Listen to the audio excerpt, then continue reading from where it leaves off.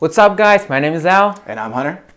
And this is Strategic Podcast, where we'll be asking some thought-provoking questions while playing Stratego, the world's best game. And, let's go. Let's go straight to it. Awesome.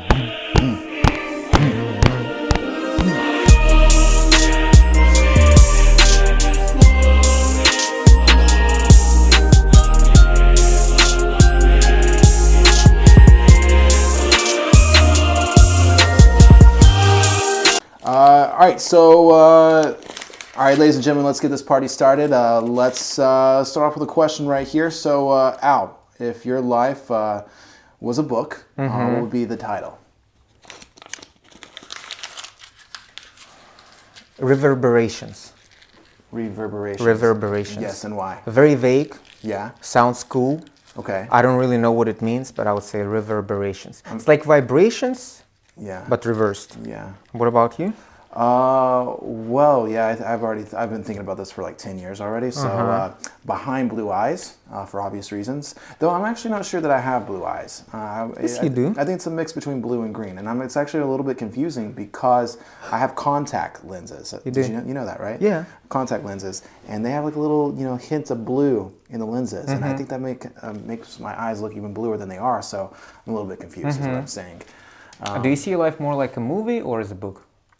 I think I'd like to say it's more like a book because it's a little bit more detailed, a little bit slow-paced, yeah. A little bit deeper, yeah. And what is the name of the current chapter? Current chapter is Homecoming. Homecoming. What does reverberations actually mean? Reverberations. It's like vibrations going backwards, essentially. Yeah. See, the whole universe is vibrations. Yeah. And then when they resonate. You know the Beatles song, "I'm thinking of good vibrations." Yeah. Okay. Great song to go along with your book question. right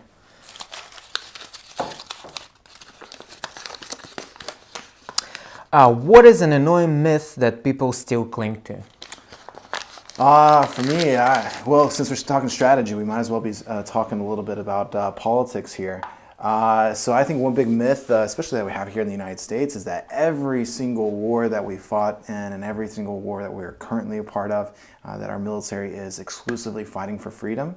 But I think the truth is, if you look at the past wars that we fought, Vietnam was not for freedom. The Iraq War, unfortunately, it was not a war for freedom. Saddam Hussein wasn't going to come over to the United States and subjugate us and put us under, the panhandle of slavery. I don't know. It's just kind of a tired talking point that we kind of mythologically believe in the United States. But what about you? Nation states. Yeah. Because this idea that I'm somehow connected to 147 million people whom I've never met, and of course we share some common history. We live on the same territory, which is defined by borders. Yeah, we speak a common language. But I've never met those people. Most of them I wouldn't want to be in the same room with. And yet somehow we have to protect each other, stand for each other. And I don't know, man, I feel like I have more foreign friends than I have Russian friends. Yeah. But this feeling of allegiance to your country, to your homeland, that like state propaganda is trying to foster in its citizens, I think it's just wrong. I think it's a dumb idea. I think I would prefer that we had this global mindset. Don't think about it in terms of nation states, think about it globally. So we have global climate change, we have those global problems which we should be tackling all together. But don't you think that even if we adopted a global mindset, that we would inevitably move back to this nation state, but instead of nation states in terms of countries, in terms of continents and so forth, a nation state in terms of the planet. I mean, surely. I mean, let's circle back. Do you believe in extraterrestrial life? Yes, sir. Yeah. Yeah. And so, do you not see that even if we adopted this global mindset, that we might eventually run into this nation statehood once again? This is what Reagan said, which would make Soviets and Americans to get along if Martians came with an invasion. Yeah. And I think actually we're gonna finally realize that we're all one planet, we are all one civilization when we encounter some other intelligent life, which might happen during our lifetime, I believe. But then isn't the logical conclusion from there to expand and instead of being one planet, one globe, to be one universe? Oh, let's start with the solar system and go from there. Yeah. Well, speaking of the universe, how do you feel about the Marvel universe? You know, man, I don't like the Marvel universe because when I still used to be in my patriotic phase and I used to be like for the homeland, for the glory of our army. Russia is a breathing empire, so actually we need more territories. We need to glorify our nation, and we take this shit seriously here. Ever since I was a kid, I've been going to Victory Day parades just to admire our tanks, to see our nuclear weapons brought on the streets in broad daylight in the center of Novosibirsk. And my brother, he has been raised the same way. He just draws like tanks and everything, and he's like a typical Russian boy. He used to like to play with weapons and dress in military uniform. And my ex-girlfriend, who was Canadian, and I was dating her, and once she came to visit, she was a little bit surprised by this, like how militarized we are. And my brother, he was so proud to show her some of the paintings, and she was like, "But why are all his paintings about war? Why is it always like people killing each other?" And I was like, I didn't even think about this because he's a boy, because that's what boys do, they play war. And I was like, so what do you think he should draw? She was like, well, maybe Marvel characters, Marvel universe. And I didn't even know what to say at the time until I did my research, and actually Marvel comics, they also derive from this war in Vietnam, and this is how this whole Marvel universe was created with Captain America and everything. So again, going back to the notion of nation states, this is what nation states do. They fight, they foster, they pump up this war propaganda to their people, and I believe this should stop. Yeah, I hear you. I think my main beef with the Marvel universe, and I know I sound like a broken record on this because every article that I've ever written in Russian, for example, has been about how the Americans, we too often see the world as a Marvel universe where there's good and bad, there's good guys, bad and guys, and it's just like the world's not like that. The world is Game of Thrones, and we're all people. Most people inhabit this morally gray area. It's not black and white, For sure, yeah. But I mean, like, obviously the tendency is that we want to think of ourselves as the heroes. We want to think of ourselves as the good people, but the truth is we're just all equals, essentially. Somewhere in the middle. Is it my turn? It is your turn. Yes, sir. And speaking of your turn, it's also your turn to take a question. So go ahead. Al, what is something everyone seems to love, but you think is absolutely incredibly overrated? Cats with hair.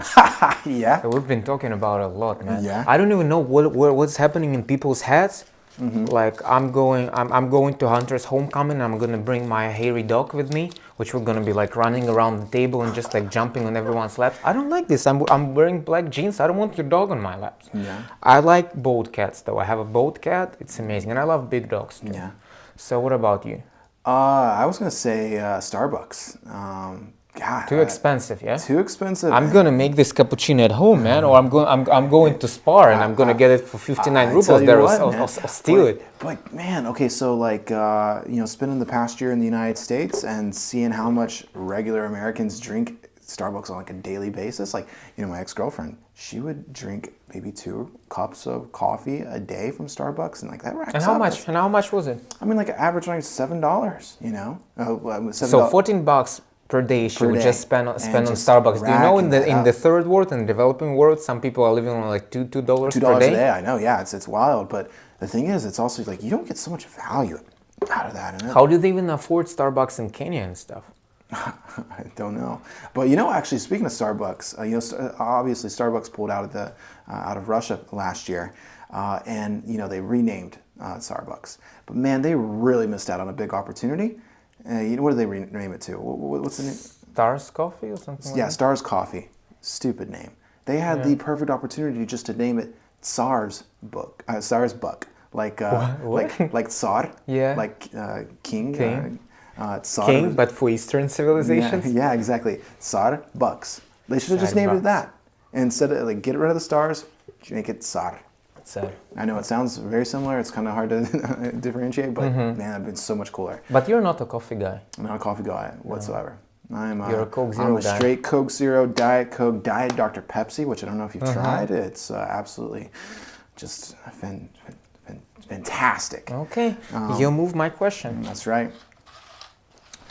I'm going to find out a little bit more about you right here. This was not a very strategic we got foundation. a first W right there. Okay, excellent. It's okay.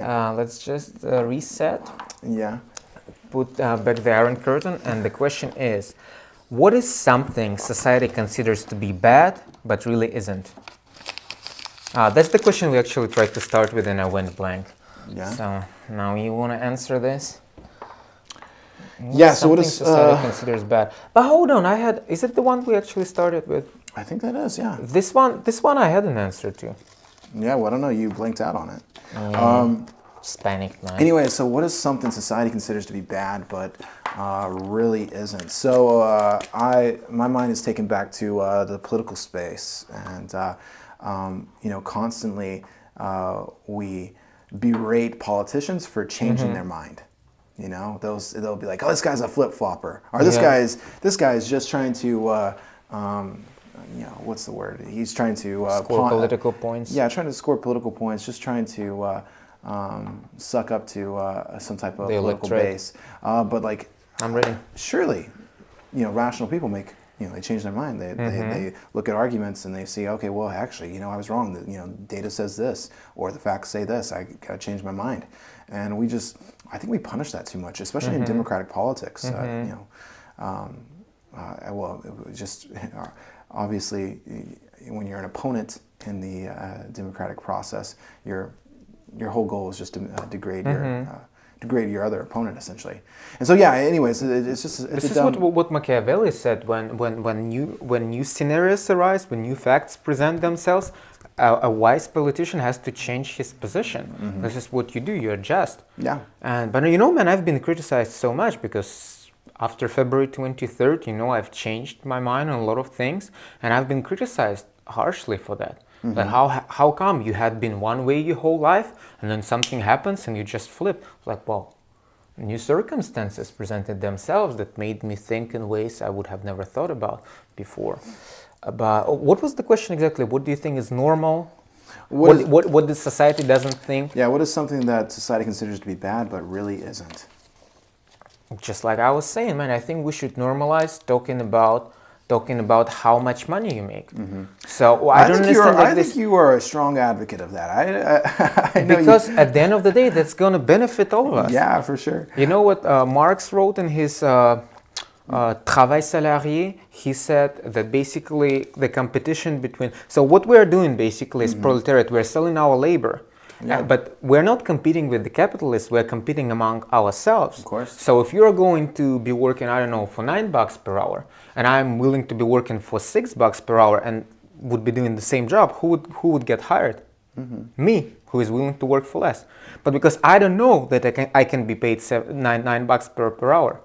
And I think the only people who actually benefit from us not talking about money issues, that's the capitalists themselves, who will just keep exploiting us. I would say I actually think it's probably a double-edged sword, because the thing is, if that data was completely out there in public, what's going to happen? There's going to be inflation. For example, if everybody who is a computer programmer realizes that this is the going rate that these companies are paying, they'll only start working for they'll only try to get those type of jobs that are offering the $60 an hour, for example. Anyways, it's a market. It's a marketplace. That's not going to happen because it's not the highest paid professional who defines the market price. It's the lowest paid professional. So, like, what is the lowest we can go? So yeah, but it's also a bid. I mean, like some companies can afford to do this, and some companies can't. I mean, like a lot of startups, for example. I don't know. I mean, I get what you're saying, one thing I applaud you on is you really believe in what you're saying, because every party that I've ever been to, one of the top questions you bring up: so how much you make? Yeah, and it's a completely legit question. Which is because good. Like you're 30 years old and you end up with a lot of debt. You don't own any assets. You don't have your own apartment, and you have whatever amount of debt. Why? Because you've been raised in a culture, because you've been raised in a family, not you, I'm saying like an average person, you've been raised in a family where you don't talk about money. You don't know how much your father is making, you don't know how much you can count on making at a particular job. I think we should change this pattern. Speaking of which, do you know what your current net worth is? How do you estimate it again? You take the amount of your debts and your amount of your assets, your savings, basically. Yeah, and you put them together. Well, already more than an average American because I don't have any debt and I'm making some money. That's a good point. Money. Yeah, there's some statistic out there that I can't remember, so don't quote me on it, but like only something like 10% of Americans under 30 have a positive net worth. Mm-hmm. Yeah, well, it's because we live on credit. Is yours positive? Yeah, mine's positive. Perfect. Yeah. To reverse that question, actually, one thing society considers completely normal, but I think shouldn't be, if we're talking about North America, US and Canada, tipping at restaurants. Oh, yes. Going back to Marx's argument, what again, those capitalists are doing, they are going to pay you actually below normal. They are going to pay you like below minimum wage, with this expectation that people are gonna tip you, so like combined it's gonna make up to more or less decent. How about you make dishes on the menu a little bit more expensive, so those workers, those waiters, they're guaranteed this like minimal income which is actually bearable, and don't impose me like if I'm only gonna tip if I feel like service was extraordinary. In the US, oh my god, you have to tip and you have to tip for everything. Like I was shocked. I come to a barber shop, they cut my hair. You don't tip at the barber shop. In the US, unless they cut off your ear, you have to tip 15%. If they do, well, tip 13 and say thank you. I don't know. I have no problem not tipping. Because you're a strong, independent person. I'm a strong, independent, but you're a maverick. I will say the thing is the social pressure is pretty high. I mean, like, do you agree? It takes some balls when they especially if you're paying by card, the tip is automatically already 5, 10, 15%. So it takes some balls to actually put in zero. The places I will tip are the places that, for example, my friends work at. If my friend works at this restaurant or whatever, then obviously I want to. If I want to gratify this person. Yeah, yeah, no, it's crazy, and there's really two negatives that people don't think about. One, it traps these people, young people, into these dead-end jobs. I mean, so there's so many people who become waiters, waitresses, where they make fine money. Like you can make somewhere between 30 and 50,000 in the United States as a waiter. But why should I base my whole livelihood counting on others' people's generosity? This shouldn't be the case. For sure, but like think about this: these people are getting stuck in those jobs, and we're making 30 or 50,000. Which, when you're young, it was just like great. Oh, that's great right off the bat. But there's no career perspectives. There's no growth. You're capped. For most people, you're capped. I mean, obviously, there's some restaurants where you can earn, well over. And because so many people now have degrees, a lot of people end up being overqualified for such jobs. So you see, like you have a degree in political science, you're working at Starbucks. That's another thing which I think shouldn't be normalized. Anyway, let's do another question. Yeah. All right. So I go first because I lost the previous game. Yeah. I think I threw that question at you, so I think you're supposed to. Are you sure? I don't know. I think I was the one asking the question. I'm pretty sure I was the one asking the question. Let's see. So, what's the most fucked up thing you've ever seen? In real life or in general? Let's say in general. In general. Man. Because I work on Reddit, and those questions are from Reddit. Let's not make it a secret. But sometimes you see some really fucked up stuff on Reddit. Probably the thing that has had the most effect on me, it's this video. A guy in some third world country, I think in Eastern Asia, Southeastern Asia. He was walking down the street, just minding his own business, walking down the street. At some point, a little kid, 12, maybe 13 years old, with a machete, runs behind the man, boom, cuts his leg just a little bit below his knee. And the leg just goes one way, the man falls another way, starts screaming, there is blood all over the place, and the little boy with the machete ran away. We don't know why, there was no background to the story, it was marked not safe for work, parental advisor or whatever, but there was no context, nothing, and I don't know, did the boy do it to impress his peers, did it do it because there was a bet or something, truth or dare kind of game? I just think the kind of stuff, we're like snowflakes, man, in the first world. The kind of stuff that is happening in the third world, I did a little bit of research later. In the post itself, there was nothing, but the background to the story, apparently, that man who got his leg cut off, he worked for a cartel or some gambling business. He was a mafia kind of guy, and it was planned. It's not like he was a random person.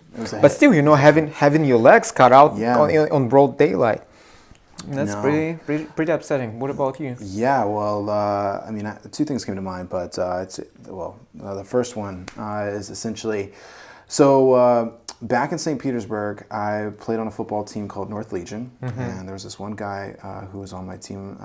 Name was Nikita. Real life story. Real life story. Name was Nikita. He played defense. You know, I didn't know him really well, but I mean, obviously, like we practiced together, played together. So he was my teammate. Anyways, like I moved to Moscow, and a couple years later, you know, I wake up some morning before work, and I've got like 15 text messages from different journalists, and they're asking me like, "Hey, do you know this guy Nikita?" Like, I remember you've told me that story. Like, did you play football with him? Do you know anything about him? What do you think about what happened? And I'm like, what? Like, and you didn't know what I didn't know, and I really didn't have time, so I was just like, okay, whatever. I'm ignoring this. I'm going to work. But when I finally got like on the bus or got on the metro, you know, we opened up our football group chat to see what was going on, and there they had dropped the video, and essentially Nikita had gotten high out of his mind on some type of drugs, and tried to perform. Is it confirmed though it was drugs? Yeah, it was definitely drug related, and he tried to perform an exorcism right in the middle of Moscow. On a random guy who was just walking on the street, and they have it on video where he's just walking, and there's a guy who's crossing by him, and all of a sudden he just starts hitting them, knocks him to the ground. Did he have a hammer, you told me? Yes, he is. Yeah, that's what's crazy. That's an important detail. He hits him, starts kicking him. The guy is laying, and then while the guy's kind of like unconscious. And the crazy guy is the American football player. Nikita, so well, we don't gotta say American football player. We can just say football player. Well, as long as you're in Europe, man, you have to specify. But anyways, did the other guy survive? No, he died. It was murder. And so he, anyways, that Nikita guy went. He had his backpack that was like sitting on the ground. He grabs the hammer out of his backpack and starts hacking the guy, and he hits him like 20 times. And you know, and that happened in Russia. That happened in Russia. And anyways, just like this usually happens in the U.S. or some third world country. Yeah. Well, anyways, they arrested him, and I mean. And you knew the guy personally, yeah? You trained with him. Yeah, I can't say that I knew him really well. He was a weird guy, that's for sure. Like nobody expected that. Yeah, but I mean, like everybody knew that he had like drug problems and stuff.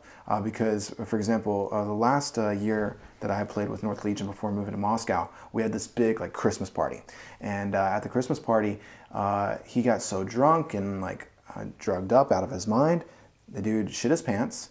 He did. And then he tried to. Then he didn't try to. He stole like 20,000 rubles from. Which is a lot of money, yeah. Well, yeah, by St. Petersburg standards. For sure, which is a lot of money. He stole it from this girl's purse that was in the. Did she ever get the money back?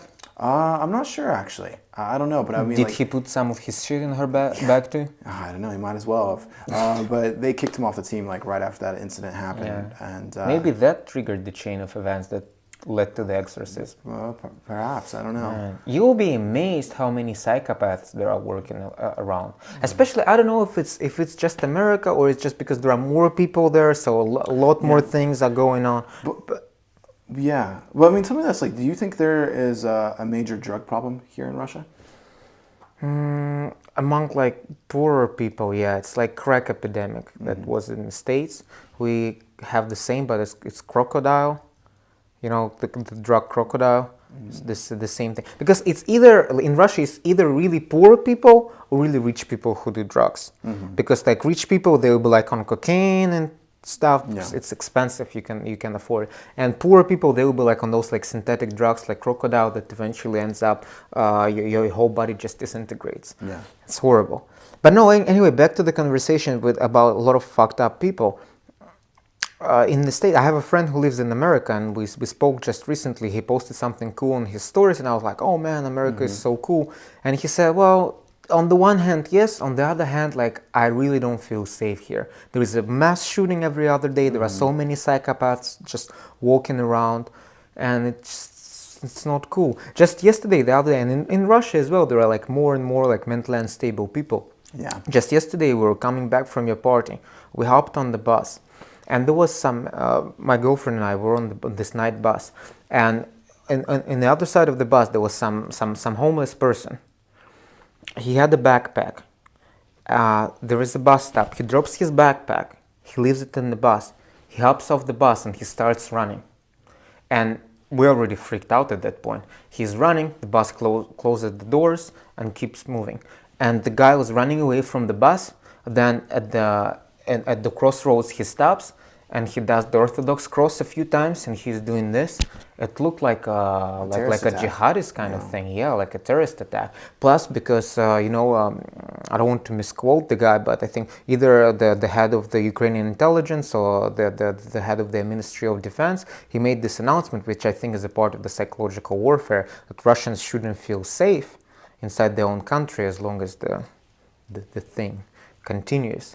And I thought, maybe that's it. We were really scared, and we wanted to hop off on the next bus stop, but it was still a few more stops. The thing didn't go off. We told to the driver. The driver went. He checked the bag. He said, "Well, it's just a bag. Nothing happened. Nothing detonated. But still makes it. Well, why did he leave his? What was it? Just there was no bomb. Probably was it just full of his shit? Still, so many crazy people just walking around. Yeah, no, for sure. You can't be safe.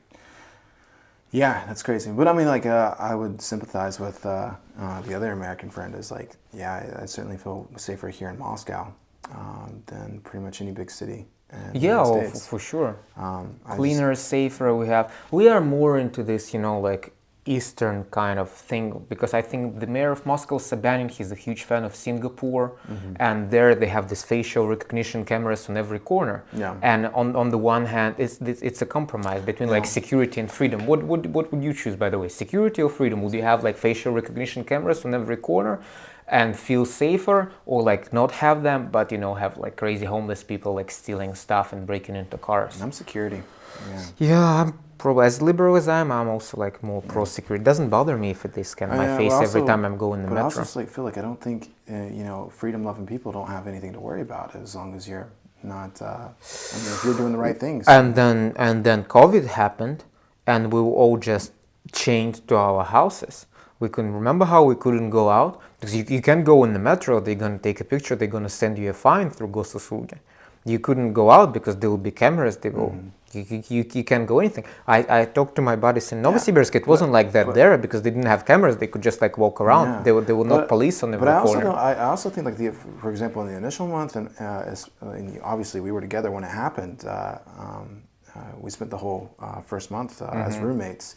The quarantine. I don't think it was like an irrational. I think it was a rational decision. No, yeah, it helped to save lives. I think it helped to save lives, and at that point, we didn't understand the situation. We didn't understand the severity. It made sense to do the most risk-averse thing, and I think the most risk-averse thing was the quarantine. I'm just saying, this system for the first can month. be used for good and for evil. But which actually, I don't know if we want to go down in a whole other rabbit hole right now. But go ahead. So you sent me over an article earlier this week or last week as a critique to epistocracy. Yeah. And one of the main arguments in that article against epistocracy was, the author was saying that one of the beauties of democracy is that when democracy makes a mistake, it can quickly reverse course, change, and go another direction. But first off, I don't necessarily believe that's the case for democracy. I think there's a lot of different policy examples that we have not fixed or resolved in the United States. Obviously that's the context I'm coming from. That we realize our mistakes or realize our problems. But epistocracy, I think to one degree, Russia is not. It's not an epistocracy, but it has elements of an epistocracy, and it's basically ministries and decision making. So does the United States. The ruling class in the United States is very. The ruling class here in Russia is very educated and very. But so is in the United States. Like, do you know how competitive it is to get, the Department of State, for example? Sure. But what I'm saying is like the whole conversation about what happened in the quarantine, and to me, like Russia, you would think it's a country that's very like stringent, that can't change and can't adapt or evolve. Yeah, it's very stiff. But so, for example, like we'll look at the Russian government's reaction to COVID. I mean, it's evolved very quickly. I mean, it spent a month very strictly analyzing, seeing like the data, seeing what was happening, and then it looked at the data, realized, okay, hey, we can relax. We don't have to be this stringent. We don't have to be this coercive, essentially. And it quickly changed paces. So, well, anyways, I mean, like, I think going back to that article, the author doesn't have enough examples of this. But I think the argument he was making that basically in a democracy it's easier to reverse course, because even if you voted an idiot into office, it's easier to change him with the next election. Meanwhile, in authoritarian regimes or in an epistocracy, if you have a course, like you can't divert from there. Sure. And the example you're bringing with COVID, it's of course like more like authoritarian regimes. They're easier to adapt because there is no really like this like long legislative processes. You know, if the mayor of Moscow says so, if the president says so, that's how it's going to be. There is no any deliberative process around it. And in democracies, it's harder. So that's why authoritarian regimes like are better in times of war. Because they're easier to it's easier for them to mobilize people. Sure, but I would disagree a little bit. I do think there's a deliberative process in authoritarian. It's just very behind the scenes, under the carpet. Yeah, it's behind the scenes, but there's, I mean. Don't you think it should be an open process, so we always, the society, participate in it? Well, as a fan of epistocracy, probably. Sure, but with epistocracy, even so, epistocracy, like, it still operates democratically. I mean, you still have elections of the knowledgeable and people who can vote, and they can change course as well. And who do you think is more, like, think of your typical personage, okay? A person who doesn't know much about politics, is not very in tuned, very ignorant, not educated, whatever. That's one character, okay? You have another character who is educated, knowledgeable politics. Which one do you think is more likely to change their mind when it comes to, seeing facts and adapting to them?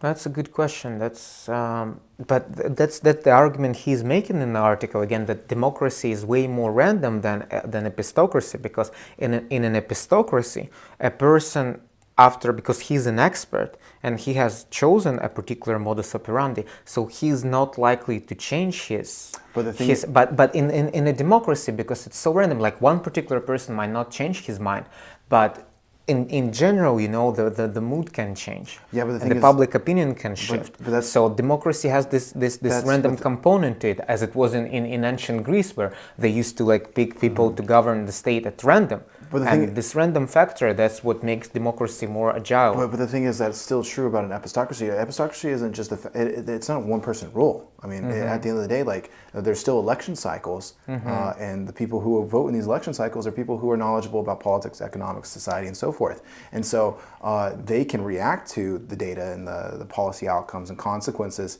in real time, just like in democracy. And there can be shifts as well.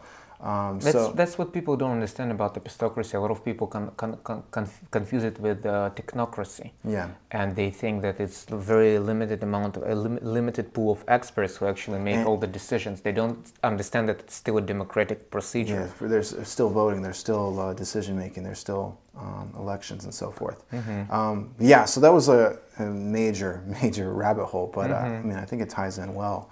Okay, should we move to the next question? Yeah, for sure. Your turn.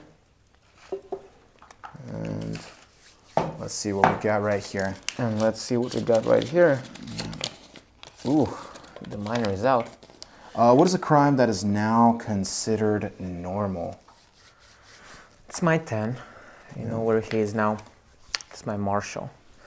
What is a crime that is now considered normal? What used to be a crime and now it has been decriminalized. Well, the most obvious example is drugs. Like in Canada, I told you the other day they decided to decriminalize cocaine and crack, and basically when you get caught with like certain amount of this drug, which is like not a huge amount, means you're not a dealer. Instead of actually sending you to jail, they send you to a rehabilitation center so they can help you cope with your addiction. And I think, you know, they're testing this policy, so they're gonna have it for a while, they're gonna see how it works, and then if it works, they're gonna keep it. I think it's maybe a step in the right direction. Let's see, because I think those people, they need to be treated. Yeah. What about you? Well, one thing that I think is going to be, well, I mean, there's plenty of examples like interracial marriage and alcohol, prohibition, that sort of stuff. And so what I'm more interested in is actually talking about maybe the future. So right now, for example, there's the technology CRISPR, I think we talked about it before, and there's restrictions and criminalization of using this gene editing technology unethically, so to speak. Amazing. And I think that that is a crime that, 10, 15, 20 years from now is going to be considered normal. Because once one country starts doing it, if you don't start doing it, imagine like China is doing it. They're like genetically they're into this, like genetically modifying people. And the US doesn't do it, so the US is going to be lagging behind. And that's like a prisoner's dilemma. Everyone has to hop on board once one country starts doing it. Otherwise, it's just going to be. But the thing is, we should be really. I mean, this is such a huge opportunity. That technology is such a huge opportunity to. Basically find remedies for some of the biggest elements that are hindering human life and human prosperity. I mean, think about all these diseases like diabetes and HIV and hepatitis and things that we could easily get rid of with gene editing. Would you want to genetically modify your kids? Yes. Yeah. So you just, like, imagine you live in a society where everyone, actually there is a dystopian film, Gattaca, about this future society where all kids are genetically modified, except this one, like, apparently, I don't know, Amish family, I'm making it up, but for whatever reason, his parents decided not to genetically modify him. So he doesn't have a good eyesight, he doesn't have like naturally good muscles, but he wants to be an astronaut. So he has to compete with those other guys who have been genetically modified. So obviously they're stronger, they're more agile, they're just better in every way. And he competes with them, and obviously he overcomes because he's the hero. But I think, why would you not give this advantage to a child? At this point, it's not even an advantage. If everyone is doing it, it's just like to level him up to the level of everyone else. But plus, especially curing. It's not even about modifying them, not about making them better, but at least, getting rid of those like cancer genes, maybe. Yeah, but and also think about this. I mean, like we could do so much more and accomplish so much more as a civilization, as a race, as a global community, if we were to take advantage of this. Live longer, cure these elements that are hindering us. But also, I mean, like, for example, one thing that's very well connected with genetics is IQ. Okay, and there's also, I mean, it's not causation, but there's a strong correlation between IQ and crime and so forth. And well, another one of those key correlations is impulsivity. Is tied to IQ as well, and so. We're just going to be better as a society. Yeah, I think we're more rational, less aggressive, more. I don't know. Yuval Harari actually writes about this in his book Homo Deus, because he has this book about the past, Homo sapiens, his book about the present, 21 Lesson for 21st Century, and his book about the future is Homo Deus, and he makes this argument that we used to have Homo sapiens, but the next evolutionary stage for humanity will be Homo Deus, man-God, which we will achieve through genetically modifying ourselves and augmenting our own body with like cyber parts. And this is probably the direction we are moving towards. And I think it's going to be a brave new world. And think about that. Think about how we think about Neanderthals these days. And it's like, for example, Neanderthal, calling someone a Neanderthal is a... it's an insult. Yeah, it's and we actually have some Neanderthal genes in us. Yeah. Because like I've listened to this podcast with the Nobel laureate, and they have proved that modern humans have Neanderthal genes. Not all modern humans, as far as I understand, and don't quote me on this, but it's more of European humans who have those Neanderthal origins, essentially, are a mix of Neanderthal genes. But just to play devil's advocate, okay, just to be balanced, what do you think are some cons of actually genetically modifying people? Oh, I mean, yeah. So it's going to be. I mean, can this brave new world actually be a dystopia? There can be. Will we still be human? Oh, I think there's going to be dystopian aspects of it, especially at first. I mean, for example, there's going to be a class. Scary. There's going to be a class breakdown. I mean, Yeah. the people who have access to this technology and the people who don't have access to this This is technology. literally what Yuval Harari argues. And you know, just like with any technology, it takes years upon years before it becomes accessible to everybody. I mean, think about, for example, cars. I mean, like when the first cars came out, it was only the richest Americans, the richest Europeans who had access to them. And now cars, it's, you know, pretty widespread. And so far, we have this enormous gap between the rich and the poor, but we're still this. And of course, if you're rich, you can afford better health care, you can afford better education for your people, so you're given all these advantages. But so far, we're still the same species. But once they start augmenting themselves, they're going to be a different species, and we're going to have this like lifespan of, I don't know, 70, 80 years. They're going to live up to 200, 300, and it's going to be a completely different society, and all the... We can, I don't know, let's see where it goes. It's an interesting time to live in. For sure. I think it's your move. Yes, and let me shoot you another question. What's the worst accident that has happened at your workplace? Ooh, there is a funny story back in the day when I still worked in the newsroom, and you know, there is how a newsroom operates. There is a presenter, and sometimes you see behind the glass mirror there are people, the director sitting, and then there is like all those like little lights and everything, and it's called the gallery. So, and I used to work as a broadcast journalist, so I would write for a certain topic, and then I would have to go to the gallery, sit next to the director during live streams. And there was a live stream going on, and there is this thing called Vitron. It's huge monitors behind the presenter, so they can put like different data, maps, wherever. And the auto cue, or what do Americans call it, which the presenter reads from the teleprompter. The teleprompter, yeah. Not a lot of people know, but actually it's a real person who is rotating it, because people think it's automatic. No, actually, like all different presenters have different tempo, different paces, different pace. So there has to be like a real person rotating the auto cue. And anyway, I was sitting in the gallery. The presenter had the British accent, which was hard for me to understand. And we were doing a live with a correspondent. We had a live guest. We had like 3 lives. And one guest didn't show up, the correspondent wasn't ready yet, so we were skipping topics. And anyway, and it was my job to make sure that on the auto cue we have like whatever is coming next. And we had some story about Africa next, and for some reason I told the auto cue girl to jump to the story about the European Union. And she just scrolled down to the story about the European Union and sanctions and like whatever, like meeting of European politicians. And on the Vitron, we had those like, as an illustration, some like poor African kids sitting just in a dumpster. And then the presenter starts reading about European politicians, and we have those African kids in the dumpster, and it was my fault, and everything was just like so desynchronized. That was my biggest accident at work, and it was my fault. I took responsibility for it. I apologized to the presenter. Artie looked really dumb for like 3 seconds, but it's live. That's what happened. That's live TV. Of course, happens. I'm sure it happens more often than we realize. Yeah, so I also have an interesting story about an accident in the workplace, or almost accident in the workplace. So I was working in a company doing sales in real estate as well, and so essentially, you know, basically my job is, you know, of handling all these leads that are coming through our database and website and marketing streams.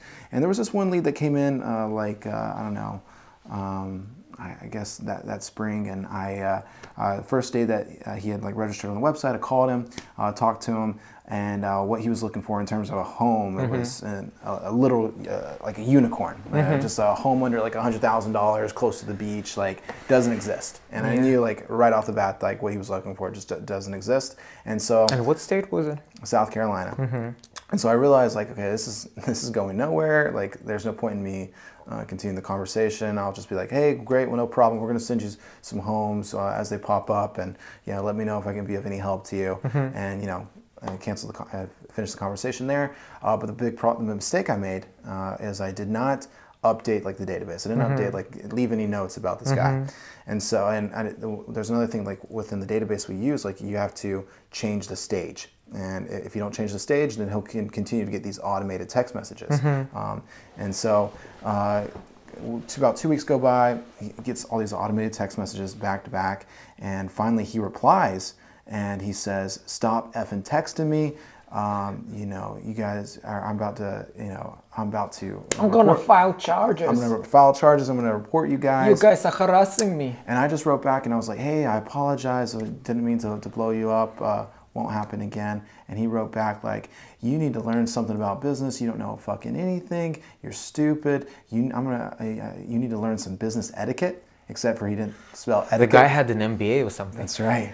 But he didn't spell etiquette correctly, even with that MBA. It's a French word. Yeah. And so anyways, I was kind of just in the mood. I was like, oh man, like, I'm sick of this. So I wrote him back and I was just like, I believe you meant to say etiquette and I spelled it correctly. I said, but that's neither here nor there. Anyways, it's not going to happen again. Won't text you anymore. I hope you have a wonderful And the story was over for you. For me, the story was over. But not for him. Not for him.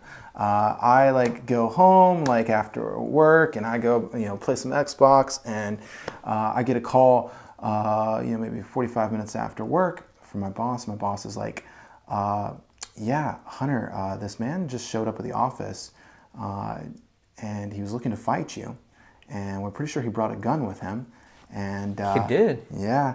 And anyways, he ended up harassing some of your colleagues. And so we're going to have a serious conversation about this come Monday. How about they have a serious conversation with that guy? Yeah. So what do you have to do with him being crazy? Yeah, it's absolutely crazy. So what happened is that guy's lucky you were not at the office. Yeah, I know. I think I'm lucky I wasn't at the office. But anyways, he pulled up there around like, I don't know, we finished work around like 4:30. And he pulled up there around 5, and so I had a couple of colleagues who like stayed late or whatever. One of my colleagues was walking out of the building, and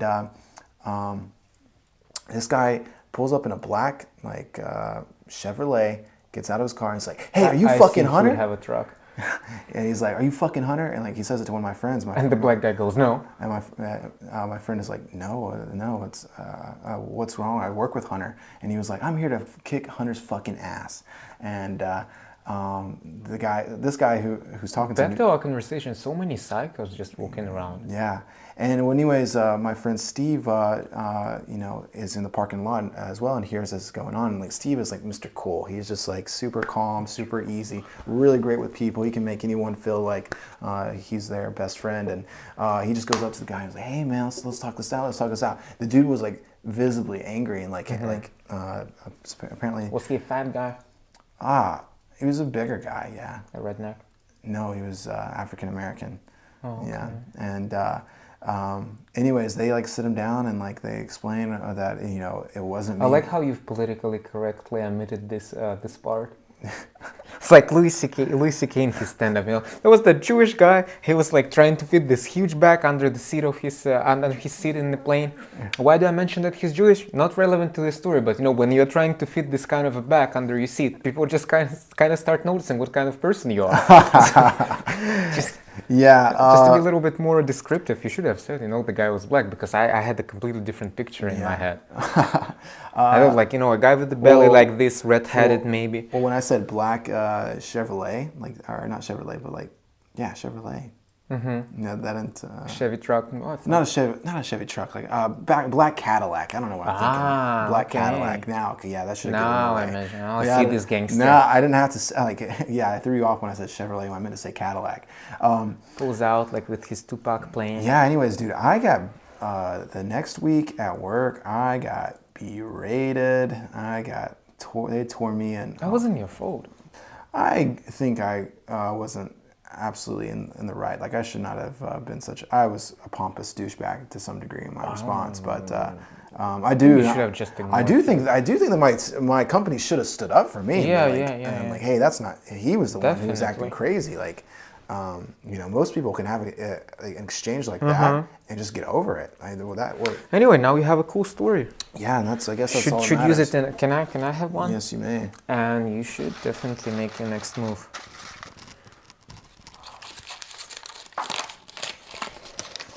took out my scout. What is worse than death? I think. But whose death? I think what's worse than death is. What would be worse than to die for you personally? Oh, I think living miserably. Yeah. And I mean, I think there's several different levels of that. I mean, like imagine like being a potato, where you got your mind is alive, but you can't walk, you can't really talk, you can only just lay in bed and a vegetable. That's what I was thinking back when we were standing in that bus, and that guy just dropped his bag, and I was like, "Whoa, it's gonna blow up now." So I was like, you know what's gonna suck? If Uma dies, but I survive and I'm a cripple for the rest of the life. So I just basically like put her in front of me and like covered her with my own body. So if somebody's gonna die, it's gonna be me. Yeah. And you're gonna be miserable for the rest of your life. Agreed, man. Yeah, I would rather die than being a cripple. But for some reason, can you explain to me? I think it's an evolutionary mechanism, but people just cling to life so hard. You're miserable. You lost a limb or something. You have cancer. People are just trying to like cling to life till the very last breath. They're gonna be fighting. They're gonna be struggling. They're gonna be fighting for their life. Why? Why is such a big deal? I think one thing, we enjoy life. Do we? I think a lot of us do, yeah. A lot of us. I mean, I think depends on the IQ level, I guess. In my opinion, like you have to be really with all the shit that's going on. I think the smarter you are, the harder it is for you to live, actually. And if you have a conscious. I don't know. Consciousness. I don't know if that's. Well, there are moments when I enjoy life. A nice conversation, a cup of coffee. Pleasant company, listening to music, doing sport. There are nice things about life, but overall, you're telling me though it's not scary for you to the thought of inexistence. Well, that's what it is, but it's irrational. Well, I mean, why is it irrational? I mean, like for example, we don't know anything about it. It's just fear of unknown. We're fear of unknown. But that unknown could be incredibly bad. But what is beyond that border? Maybe it's something better. Maybe. What do you think happens to us after we die? I think we just cease to exist. Just like that? I think it's over, yeah. And everything is... Well, then what's the point of existing? What's the point of existing if you live forever and these different type of... imagine if you reincarnate. What's the point? The point is to learn some lessons. So this iteration, it's your lesson. It's like, you have math, then you have literature, then you have English. But that's the thing though, I mean, like, even in these ideas of reincarnation, like you don't remember the lessons of your past life. How do birds know where to migrate? Every new generation of birds, nobody has taught them. They just know when the fall comes and leaves start to fall, they have to start migrating to the south. It's genetic memory. How do you know how I know that? Video games. I played Assassin's Creed, and this whole idea how actually it's encrypted in your DNA, and you can actually address this like memory from your predecessors. I think that's a pretty cool concept. I think we have this genetic memory. I don't know, we are afraid of heights. How do you know that heights, are dangerous? Well, then in that case, then... you certainly learn things.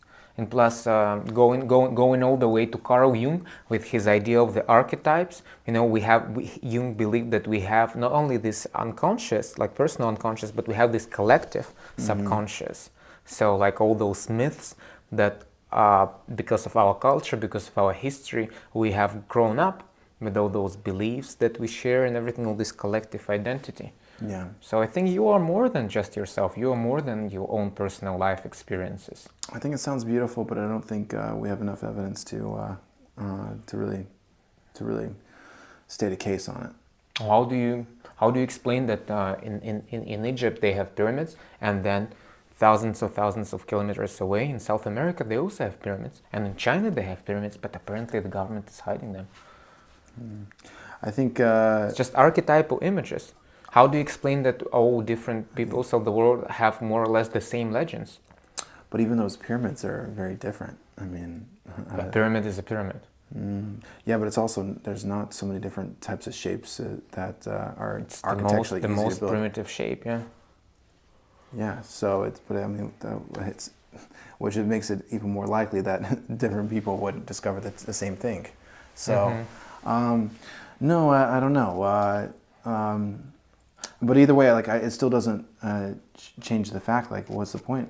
It doesn't solve the problem. You can say like, what's the point of life if you die and you cease to exist? But what's the point of living over and over and over again and learning lessons? And once we graduate from this school of life, we just move on to the next level, and God knows what the next level will be. Yeah, but there's no there's no insight in mind. There's no. It's just I guess there is only. It's just like a hamster running on. There's just one way to find out, and I hope we're gonna be there together. It's just like a hamster. I think actually we all will be together there, because we're all one. I don't know. I think it's just like a hamster running tirelessly on a treadmill. That's a really sad notion of the world. So for you, life, what is life about then? Hedonism, just like living in the moment, enjoying it to the fullest. Yeah. Because if there is nothing beyond that, then I don't think it's all about here and now. I don't think there's on a real objective. I don't think we can establish an objective meaning or objective purpose, and so I think we have to escape to the normative, and the normative is based on. Yeah, well, it's based on what you feel is in your best interest. I think you're just in your nihilistic phase, and I'm interested to see how your character's arc is going to develop and what you're going to believe, I don't know, 2 years, 3 years, 5 years from now. I hope there will be something. I'll tell you, I'm not attracted to nihilism because I want to be a nihilist. But? I'm attracted to nihilism because I don't see a way out.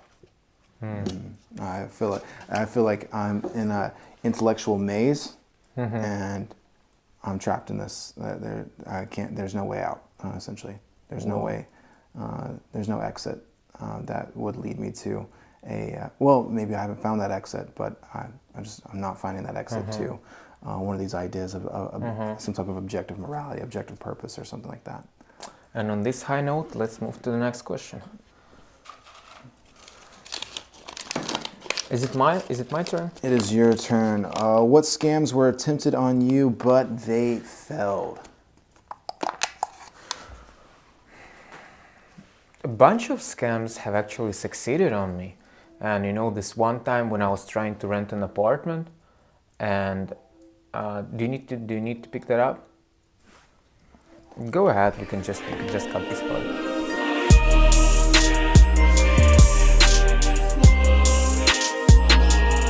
Anyway, going back to the question, scams that succeeded on me once when I was trying to rent an apartment. I came to the office, and it was about speaking of real estate agents, and because it had been going on for a while. We were looking different options on the internet, and then we finally find this one perfect apartment in the center, really nice decor, cheap. And I called them, and I already knew it was a scam because they were like, oh, you just have to come to the office, we're going to sign an agreement, you're going to pay some money, and then we're going to show you the apartment. I was like, you guys are scammers. I went to the office anyway. This is how most people get scammed, because they're already desperate.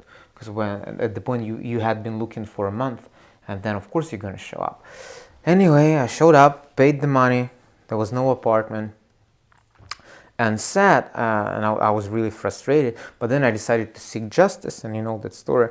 I filed a police report. The police said, well, there is no crime if you gave the money yourself. I was like, what do you mean there is no crime? This is the definition of scamming people. And so I wrote to the general prosecutor's office, and then finally they started prosecuting them months later, almost a year later, when I had already forgotten by then. They caught them. It was like a criminal organized group, and I've got some of my money back. Not all of it, but justice triumphed, because good always triumphs over evil. What scams have been attempted on you? When I was in college, back in the United States at Kennesaw State, I got my first email from a Nigerian prince who promised me a fortune. It was usually the princess texting me though. Yeah. For you it was the prince? For me it was the prince, and he claimed to know my great-great-uncle who had traveled... Was a slave owner. Who had traveled to Africa. You're from the south. Who had traveled... For business reasons? For business reasons, and had left a small fortune, and if I could give him my bank account, then he could wire it to me. And Did you give it? no. But I seriously thought, like, Man, you don't believe in miracles, which I Well, think you should. can you imagine for like a couple hours I discussed this with my friends, my roommates back in college. I was like, man, why would they lie to me about this? Like, what could I possibly lose by giving him my bank? Like, he would just have to transfer money to there. Like, he couldn't pull money out of it. And anyways, they were like, dude, that sounds so sketchy. Sounds so sketchy. And then I Googled that type of approach or that type of email, and found that it's obviously a pretty popular scam. So, yeah. Yeah, nothing crazy, nothing like super interesting in that respect. But yeah, I guess he who hasn't almost fallen for a Nigerian prince cast the first stone. Who knows, man? Who knows, man? You could have been an African royalty by now. I know. Anyway, let's do one more question and wrap it up, okay? All right, if you could go back in time for a day to witness a historic event, which would you choose? I only have because you know how we study history in Russia? For us, peace, it's a temporary state. It's just this period in between wars. Because our whole history is just fighting battle after battle after battle. And our whole history has been shaped by wars. So for me, it's I think because I've read about it in War and Peace, so I would love to see the Borodino battle with the French. I think that's really stylish. At the same time, I understand war is not glamorous. We shouldn't glamorize war. We shouldn't glamorize those war feats and those war heroes. That's not something we should aspire to. So maybe some peaceful event. I don't know, man. Maybe the Olympic Games in Moscow in 1980 something. When there were those Olympic Games in the Soviet Union, I would love to see that. The Soviet Union opening to the world, foreigners from all over the world coming to the Soviet Union to see those Olympic Games. I think that would be a cool moment. Yeah. What about you? Yeah, no, I like your answer. That's pretty cool. Yeah, going back to kind of our previous conversation about meaning, objectivity, and what is the actual reality that we live in. Obviously grew up in the Christian culture and in the church. I'm just, I do think there is, I do think that there might be a possibility I'm wrong about Christianity. Perhaps it's right. Oh, man. And I would love to go back and see Jesus's resurrection. If I could change my mind now, I would definitely choose. Let's go together. Okay. I want to see Jesus. Oh, just Yeah. seen Moscow in the 80s. Well, that's not that different from now. I want to see Jesus instead. Yeah, well, I'd love to see the resurrection if it happened. You know? So, and then that would be a definitive answer. Now, on that question, I mean, I don't What think would it change for you if it actually happened? if it actually happened, well, then I would obviously revert back to my old beliefs. Christianity. Yeah, and Yeah, that's pretty impressive. so yeah, I guess on this high note, we will leave you till next week. Thank you for watching our podcast. sayonara.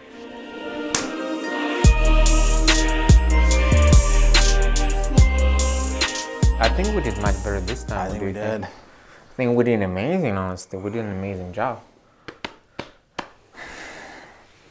Want to finish this game? Yeah. I haven't seen your pieces.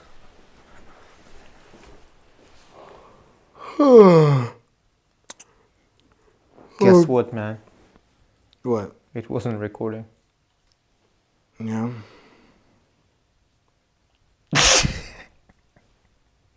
Was it recording or not? What do you think? I think it was recording because I think you'd be really upset. Yeah.